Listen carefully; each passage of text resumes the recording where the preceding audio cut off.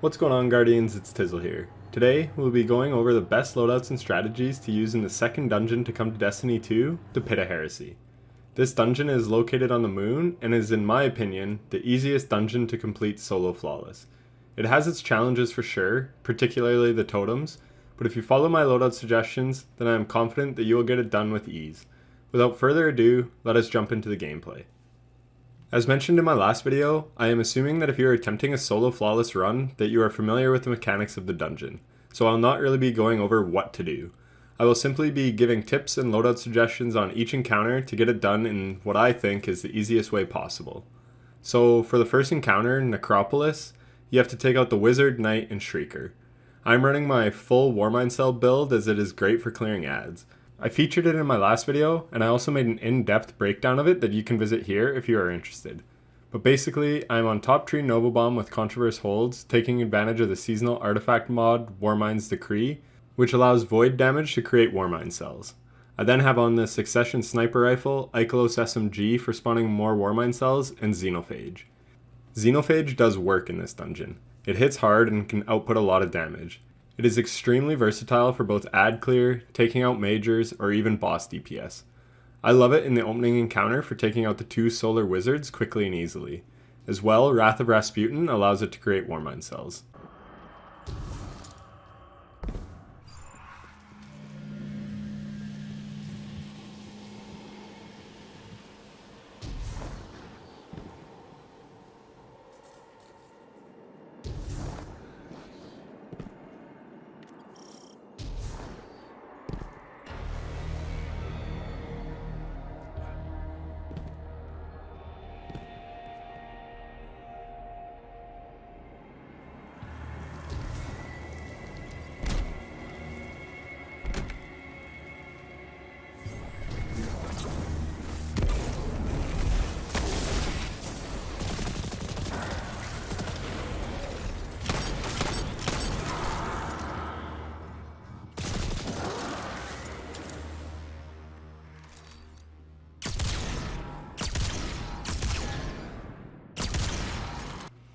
The first tip I have for the opening encounter is to memorize your symbols. If you're on PC, you can type it in text chat, but don't forget them. Another tip I have is to not put your sword down too much. It is inconsistent, but typically every time you drop the sword, you lose 10 ammo out of it.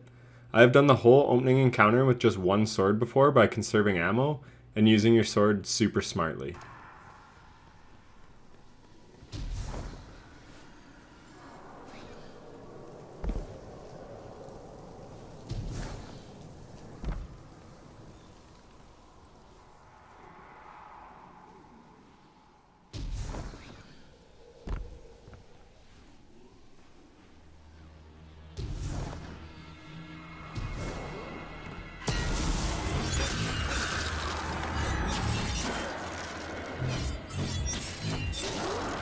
Something to note is that since Beyond Light, this dungeon has been far more glitchy.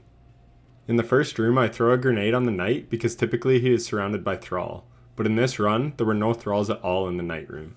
Very strange. Not sure if it is always like this, but just be prepared that you may have Thrall in this room, even though I don't. When I fight the Knight, I always do 2 sword swings and then block.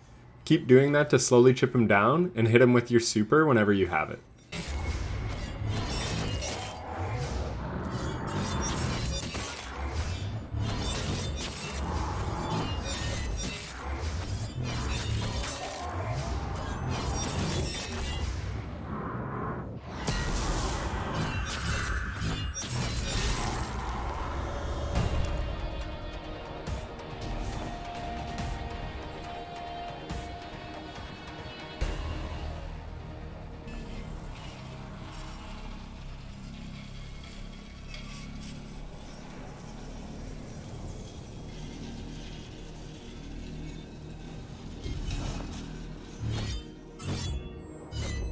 The reason it is good to conserve ammo is again the dungeon has been very glitchy.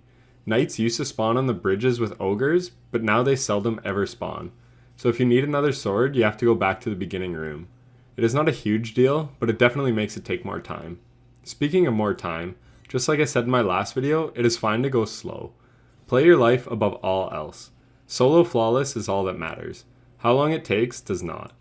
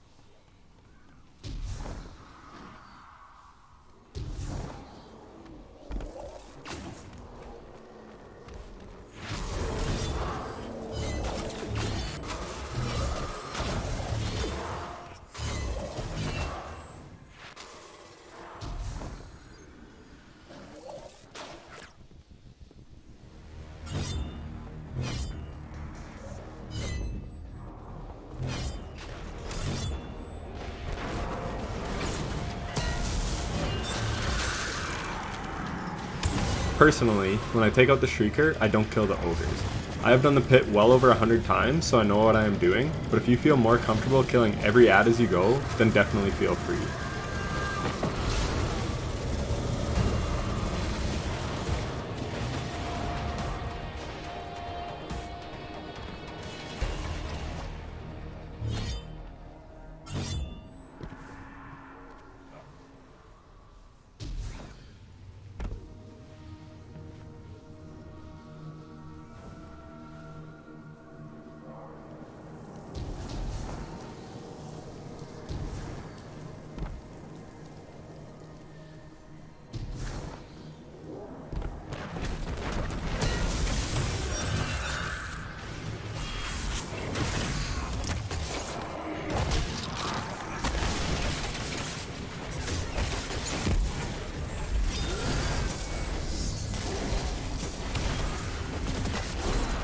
The wizard room is always the hardest, and speaking of glitches, the solar shielded wizards always used to spawn on each side of the room, but here they are stacked up together on the right.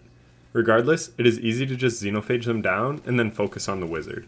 If you are running low on sword ammo, you can literally just wait for your sword super to charge and hit the wizard with that. I would also recommend arc damage resistance and even protective light throughout the entire run. It can save your life, and as I mentioned before, that is crucial. The wizard's poison hits hard and does a little bit of damage over time, and it slows you, so it is a pain to deal with. But just take your time, use cover, and be safe, and you will be fine.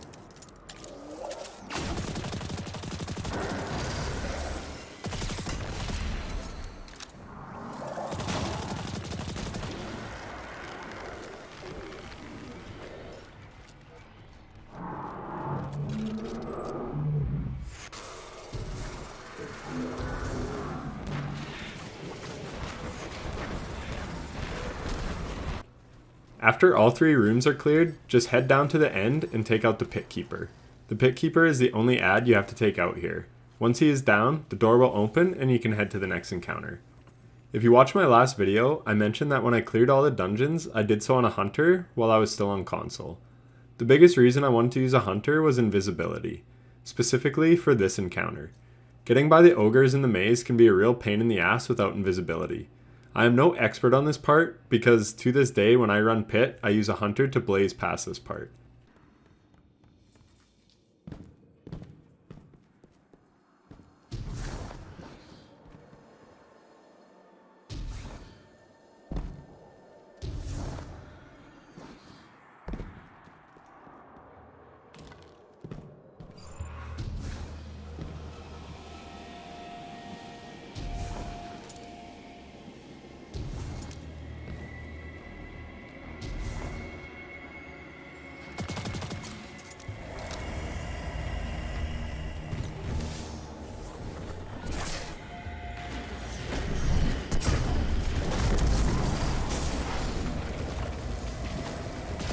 This is the route I always take.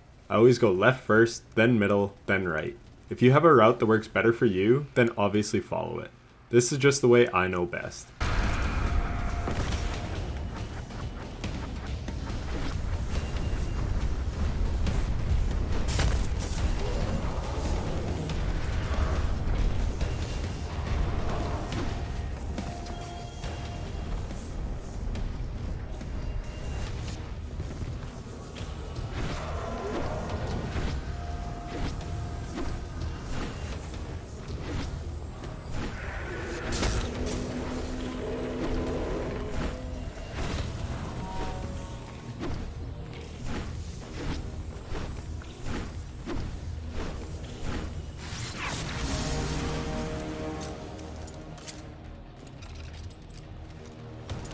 This part requires a lot of patience and I'll speed up the waiting game, but basically I just hide in that cubby until I see an opening, and once it is finally safe, I take off to the next room.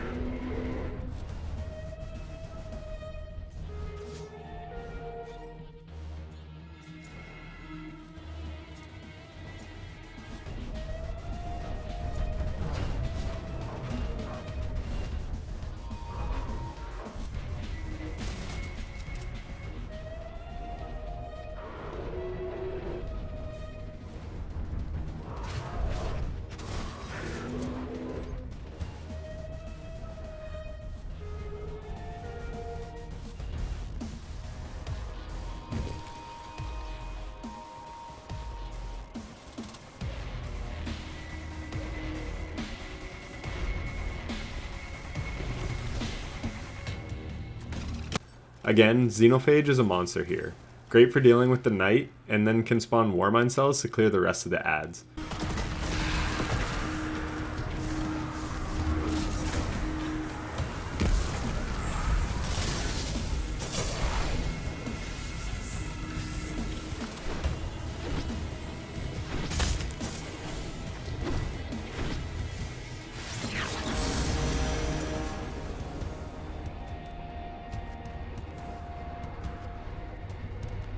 From there, I go to the final room on the right, pick up the last orb, and you are done. Not too bad, really. I believe you can still dupe the balls too if you wanted to do that, but I am showing how to do everything legit.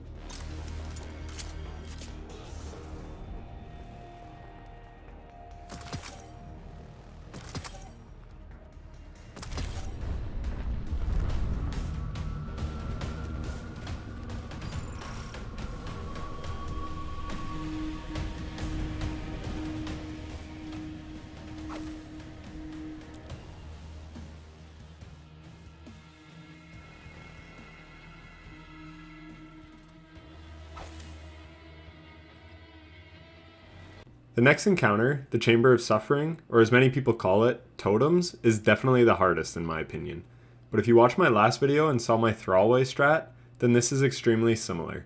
I put on Necrotic Grips and paired it with Bottom Tree Void, the Devourer tree. This allows me to punch a Thrall, and then they will spread the corruption to all the other enemies rushing at me.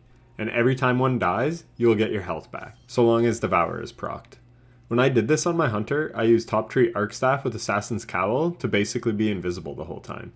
But this strat works even better because you are killing all the enemies rather than just hiding from them.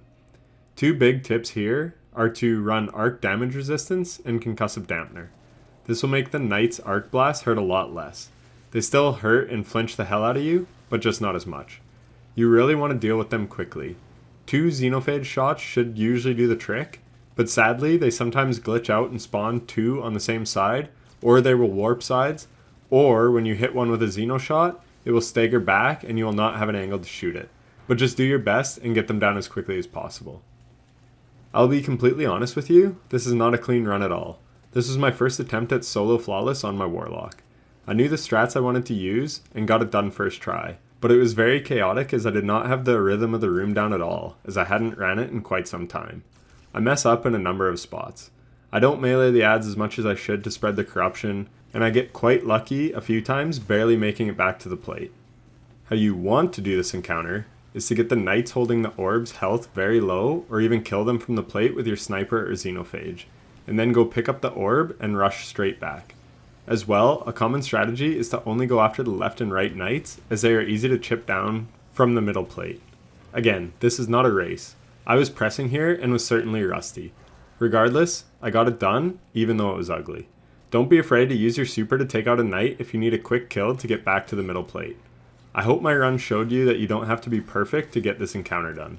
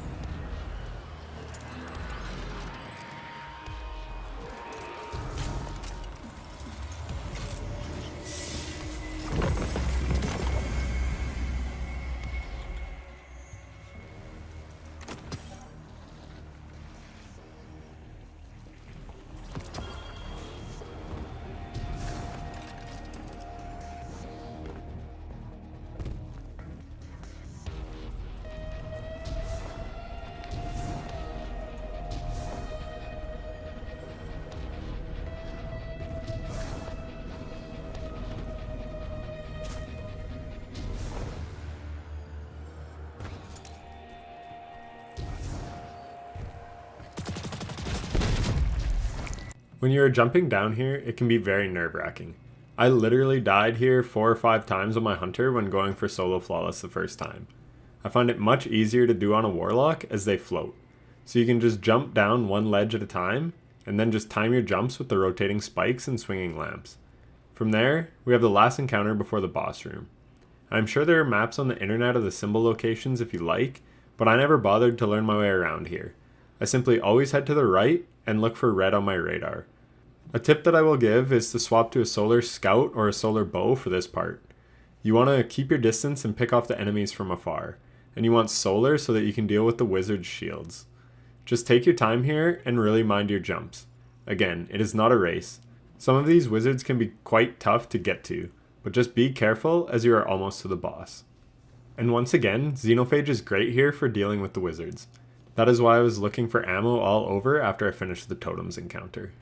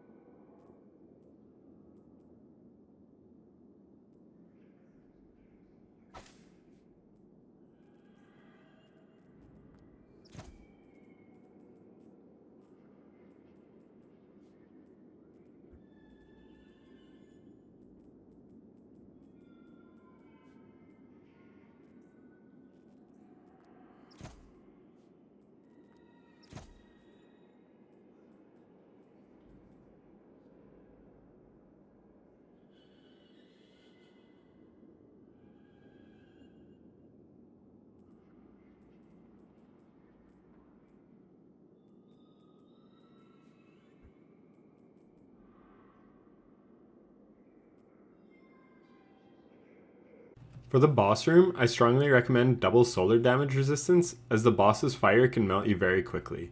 I also put on protective light and taking charge, as it is just another way to survive. Again, you're on the home stretch now, and you don't need to chance anything. For the boss loadout, I run Anarchy with Breach and Clear and a Godroll Ignition Code, and the Ikelos SMG to create Warmind cells. Something like a Godroll Succession could also be good to run here, but I find that you are moving a lot during the boss fight, so a GL is much more forgiving. I also run Well of Radiance for survivability. First off, I will show a couple clips of how easy it is to die in the boss room, and why you should always play very safe. This is a tutorial video after all, so I'm trying to show people what not to do as well. I will then show you what I normally do and a full clear of the boss. So the first death is basically me just getting overwhelmed at the start. You want to stay moving right off the jump. Take out the first knight with 2 anarchies and head to the Shrieker first. Here, I stay in spawn too long, and both the Shrieker and Wizard tag team me from super far away. It's a pretty annoying way to die.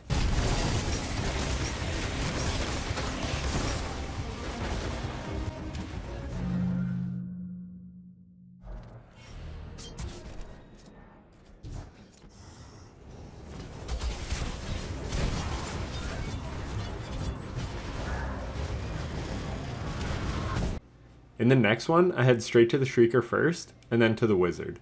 What you should always do is take out every ad at every plate before taking on the Major. You want to play your life at all costs. Here, I leave an Acolyte up, and then I get 2 focus on speed killing the Wizard. From experience, I figured it was stun locked, but it comes out of it and absolutely melts me.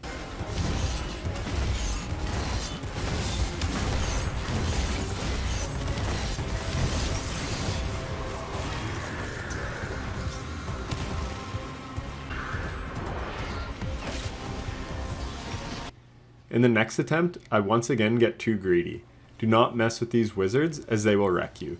I turn to get out, but I wind up getting caught on the door, and I get melted. I just wanted to put those clips in so you can see just how fast the wizards can melt you. I know I mentioned not to drop the sword too much as you lose your ammo and super, but it is far better to just wait it out and play safe. Even in the run where I do beat it, I make bad plays. Don't do what I did. Clear all the ads on every plate, and then take out the majors. The Swordbearer Knights spawn up every so often if you kill them all, so you'll never run out of sword ammo. There will always be one to get another sword from. Slow and steady wins the race here.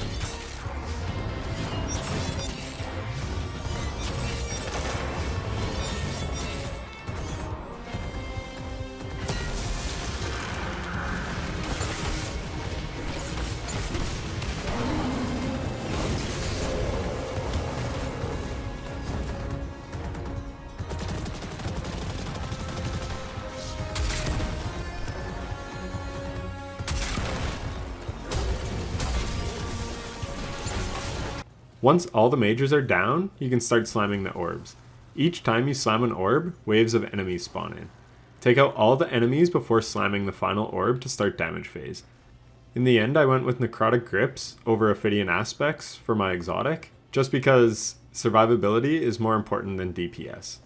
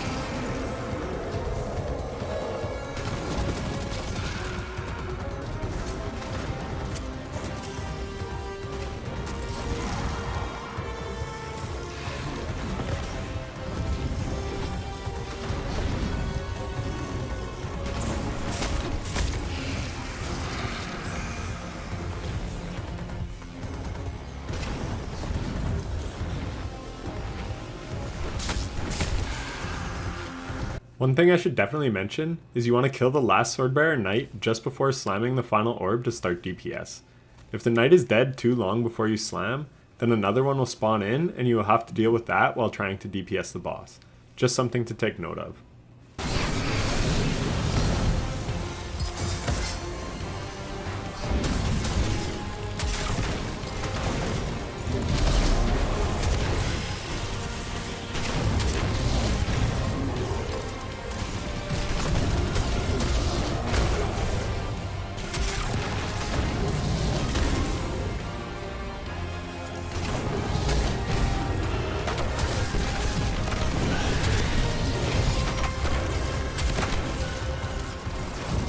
You can see at the end of my damage phase, I almost die because my well runs out, so be very cognizant of the timer on your well.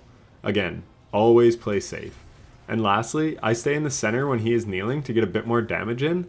I only do this because I have done hundreds of clears on this boss, and I know the timing of the wipe mechanic very well. If you do not, then when he goes to take a knee, just get out of there. After damage, it is just a rinse repeat of the first damage phase. Be safe, take out the majors, slam 2 orbs, clear all the adds, then slam the final orb and do DPS again. Breach and clear allows for me to make this a 2-phase, but a 3-phase is probably more likely if you are playing super safe.